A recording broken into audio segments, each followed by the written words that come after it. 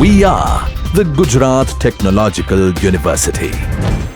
Since its inception over a decade ago, GTU has been empowering young and curating minds to realize their true potential. Over 4 lakh inspired students are enrolled with one of the premier academic universities in India. With more than 450 affiliated colleges in its fold operating across 5 zones of the state, GTU, the International Innovative University, your place to move forward.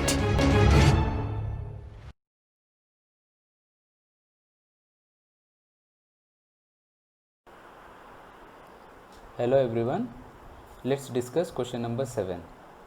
On a building plan, a line 10 cm long represents a distance of 5 meter. Construct a diagonal scale to read up to 6 meters.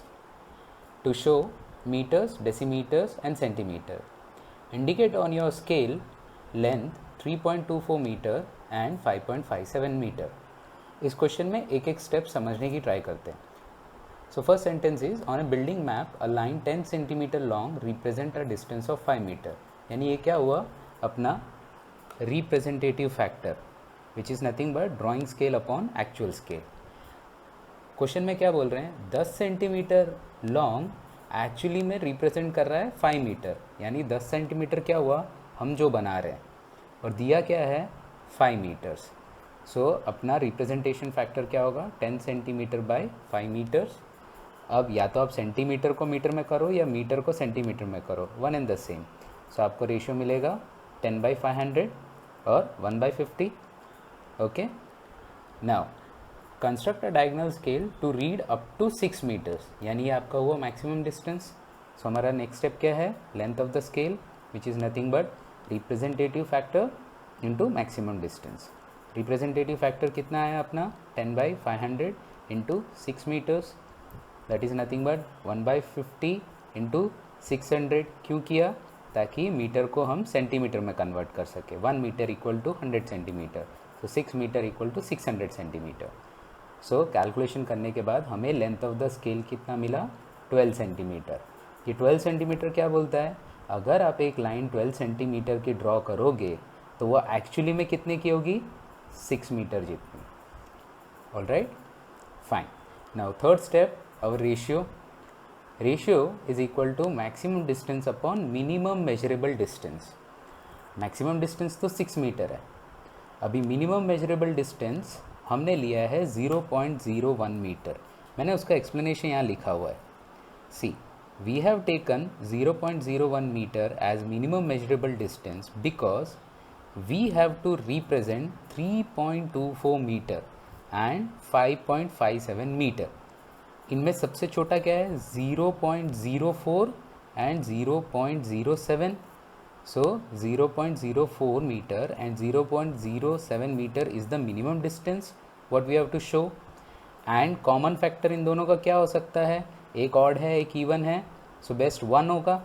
तो इसीलिए मैंने assume किया है 0.01 metre as my minimum measurable distance. मतलब जो मैं scale बनाऊंगा वो कम से कम 0.01 मीटर तो दिखा सकेगा या मेजर कर पाएगा.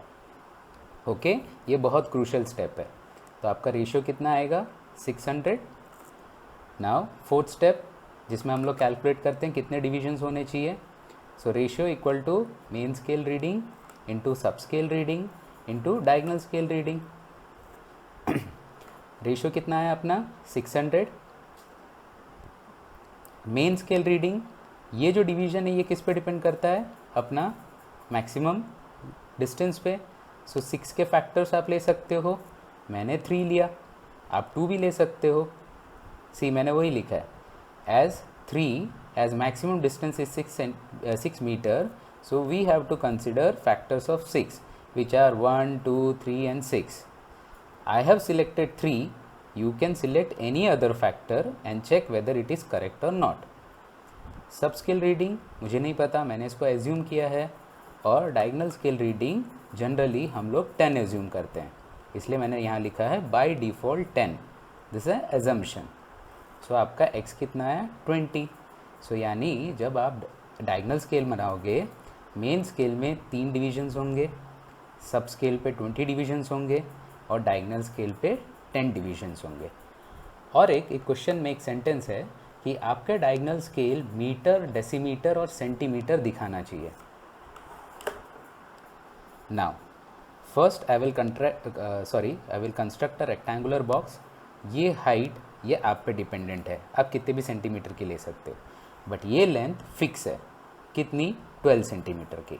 तो आप एक पहले 12 सेंटीमीटर की लाइन बनाओ, उसको 3 इक्वल पार्ट में डिवाइड करो।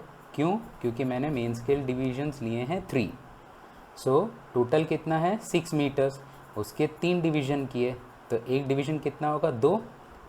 सो पहले 0, देन पहला डिवीजन 2, 4, कितना बचा 6 - 4 2, तो 2 को यहाँ लिख दो। ओके, नाउ इस क्वेश्चन में बोला है आपको मीटर दिखाना है, डेसीमीटर दिखाना है और सेंटीमीटर। तो सिंपल सा है, सबसे बड़ा यूनिट हमेशा मेन स्केल पे आएगा तो मैंने मीटर लिख दिया, उससे छोटा यूनिट मेरा सब स्केल पे आएगा सो मैंने डेसीमीटर लिख दिया, और सबसे छोटा यूनिट हमेशा डायगोनल स्केल पे आएगा।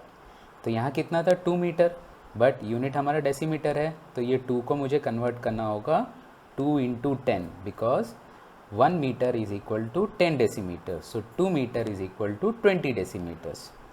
ओके, ऑल्सो मैंने हमेशा बोला है minimum of main scale becomes maximum of the sub scale, all right, and change according to the unit what you have to mention. Okay, अगर इस क्वेश्चन में मेंशन नहीं किया होता तो मैं यहाँ पे मीटर ले सकता था, बट सिंस इस क्वेश्चन में मेंशन किया है तो मैंने डेसीमीटर लिया है। ओके, सब स्केल पे हमने कितने डिविजन्स फाइंड आउट किए हैं 20, तो ये पूरे को आप 20 इक्वल पार्ट्स में डिवाइड करोगे, ठीक है, नीचे 20 डिविजन्स, ऊपर भी 20 डिविजन्स। फिर क्या करना है, 0 ऊपर वाले फर्स्ट को ज्वाइन करेगा, फिर नीचे वाला फर्स्ट ऊपर वाले सेकंड को ज्वाइन करेगा, नीचे का थर्ड ऊपर के फोर्थ को, ऐसे आप सारे डायगोनल्स लाइंस ज्वाइन कर दोगे। ऑल राइट, ये पूरा कितना है 20 डेसीमीटर। 20 डेसीमीटर के आपने कितने पार्ट किए 20 डिवीजन, तो एक डिवीजन कितना हुआ 20/10 2, सही है, सॉरी 20/20, 20 डेसीमीटर उसके 20 डिविजन्स किए। ओके, सो सी यहाँ मैंने लिखा है minimum of the sub scale 20 decimetre by 20 divisions, so कितना होगा 1 डेसीमीटर, बट हमें सेंटीमीटर में रिप्रेजेंट करना है, so 1 decimetre equal to 10 centimetre, so मेरा maximum of the diagonal scale कितना हो जाएगा 10 सेंटीमीटर। और इसके कितने पार्ट करूँगा मैं 10, क्योंकि यहाँ मैंने अज्यूम किया है 10। ओके, ये हाइट तो आप पे डिपेंडेंट है, आप कितनी भी ले लो, उसके 10 इक्वल पार्ट्स कर दो, वहाँ से सारे हॉरिजॉन्टल लाइंस ड्रॉ कर दो। अब आपका स्केल रेडी है। हमें ये देखना है जो डायमेंशंस हमें रिप्रेजेंट करना है क्या मैं कर सकता हूँ कि नहीं। सो अब इधर फोकस करना। फॉर एग्ज़ाम्पल फर्स्ट मुझे दिखाना है 3.24 मीटर। सो 3.24 मीटर क्या मैं डायरेक्टली मेन स्केल में दिखा सकता हूँ? नहीं। कितना मैक्सिमम दिखा सकता हूँ? 2। सो मैंने क्या लिखा 3.24 माइनस 2, कितना बचा 1.24। अभी मुझे और 1.24 रिप्रेजेंट करना है। ये 1.24 metre is nothing but 12.4 decimetre, सही है। अभी हमारे सब स्केल में मैक्सिमम कितना है 20 डेसीमीटर, उसके मैंने 20 डिवीजन किए तो एक हुआ 1 डेसीमीटर का, तो 12th डिवीज़न मुझे 12 डेसीमीटर देगा, सही है। 12.4 माइनस 12 कितना बचा 0.4 डेसीमीटर या 4 सेंटीमीटर। सो ये पूरा कितना है 10 सेंटीमीटर का, उसके मैंने 10 इक्वल पार्ट किए तो एक पार्ट कितना हुआ 1 सेंटीमीटर, तो 4th डिवीज़न कितना बताएगा 4 सेंटीमीटर। सो यानी 12 और ये 4 लाइन जहाँ इंटरसेक्ट करेगा वो कितना हो जाएगा 1.24 या 124। ओके, सो 2 + 1.24 gives me 3.24। सिमिलरली 5.57 रिप्रेजेंट करना है, मैक्सिमम कितना अवेलेबल है 4, सो 5.57 माइनस 4 कितना बचा 1.57। 1.57 is nothing but 15.7 decimeter, nothing but 15 decimeter and 7 centimetre, यानी 15th वाला डायगनल लाइन और 7th वाला सेंटीमीटर लाइन जहाँ इंटरसेक्ट करेगा वो आपका बन जाएगा 1.57.